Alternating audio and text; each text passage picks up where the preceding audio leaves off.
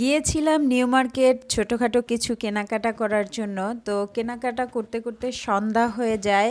তখন চিন্তা করলাম যে একটু হালকা সন্ধ্যার নাস্তাটা এখানেই আমরা সেরে নেই, তারপরে পরবর্তীতে আবার কেনাকাটা করা যাবে বা ঘুরে ফিরে দেখা যাবে। তো হ্যালো এভরিওয়ান, আসসালামু আলাইকুম, welcome back to my channel. কেমন আছো তোমরা সবাই?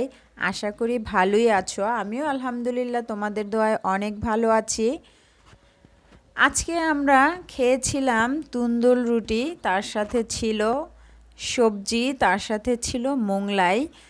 তো যে কারণে আসলে ভিডিওটি শেয়ার করা, সেই কারণটি হচ্ছে আমরা বাহিরের অনেক বড় বড় হোটেলেও খেয়ে থাকি, তবে আশেপাশে এরকম ছোটোখাটো রেস্টুরেন্টেও যে অনেক মজার মজার খাবার তৈরি হয়, সেটা আমরা না খেলে কিন্তু বুঝতে পারবো না। তাই সব সময় বড় বড় হোটেলে না খেয়ে মাঝে মাঝে একটু আশেপাশের থেকে বাজেট ফ্রেন্ডলি কিছু খাবার আমরা খেতেই পারি।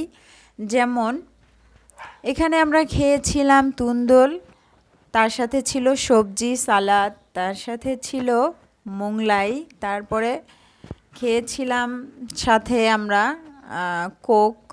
তো খাবারগুলো অনেক মজার ছিল, যার কারণেই তোমাদের সাথে শেয়ার করা। কারণ এখানে এত ছোট্ট একটা রেস্টুরেন্টে এত মজার খাবার পেয়ে যাব খুব কম খরচেই আমরা খেয়ে ফেলেছিলাম। আমরা বুঝতে পারিনি, খাবার খেয়ে আমরা অবাকই হয়ে গিয়েছিলাম যে খুব কমই বিল এসেছিল।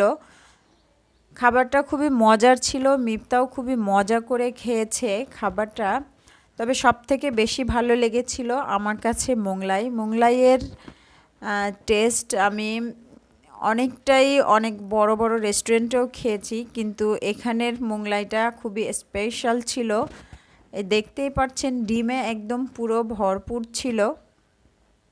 তো খেয়েছি, বেশ ভালো লেগেছে। আর যারা নিউ মার্কেটে আসেন কেনাকাটা করার জন্য, তাদের জন্য বলছি এই রেস্টুরেন্টটা কিন্তু খুবই পকেট ফ্রেন্ডলি। এটি হচ্ছে চন্দ্রিমা মার্কেটের ঠিক পিছন সাইডে। আল্লাহ হাফেজ।